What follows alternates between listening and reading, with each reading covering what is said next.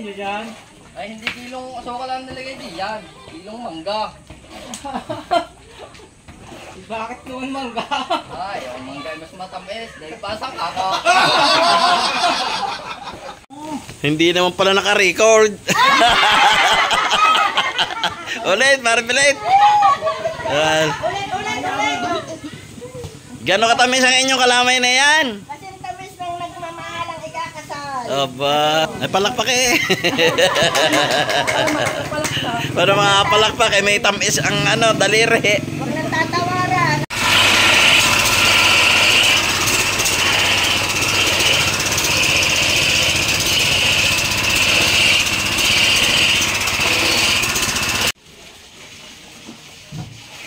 Bay, lamasin mo ng husay yan, baka maghilaw ang loob.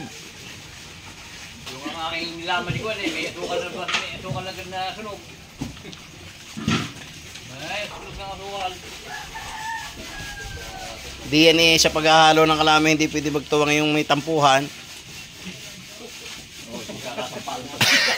Ay, pinadadaples eh. Sabi, sorry. Pag ibabasa na, pag-bisan ni binibigla na kakasirap.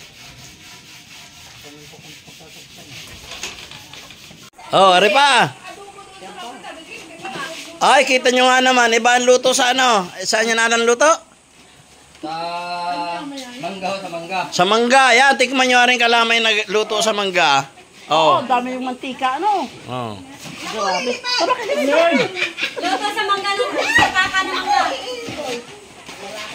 Iba na nga naman ang marunong banta eh. Oo.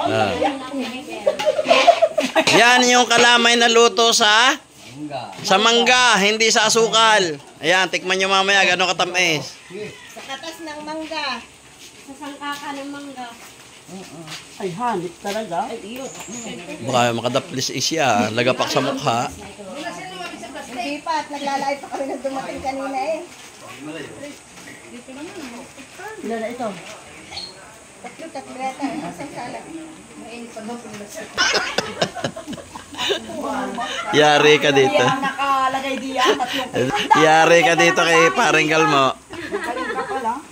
Mamigay ka naman sa amin ni Lita, hindi yung iyong lahat yung 3 kilo. Ay, gagalit si Maring Rube, bakit kailangan daw dalawa? Hingi. Ay, magaling ko may magbigay.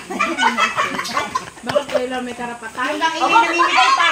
Wala naman daw slipper. Alay ko yun nga sa akin na hirap. Nain niya ba sa inyo? Ilang kayo?